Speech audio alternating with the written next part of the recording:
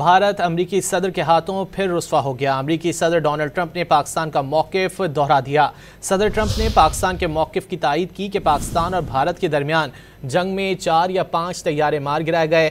सदर ट्रंप ने white house में रिपब्लिकन कानून साजों के एजाज़ में इशाइये से खिताब में पाक भारत जंग रुकवाने का क्रेडिट लेते हुए उसे अपने लिए काबिल फ़ख्र करार दे दिया और कहा कि दोनों ममालिक एटमी ताकत हैं और एक दूसरे पर हमला कर रहे थे। Something I'm very proud of. We stopped a lot of wars, and these were serious wars that would have been going on right now.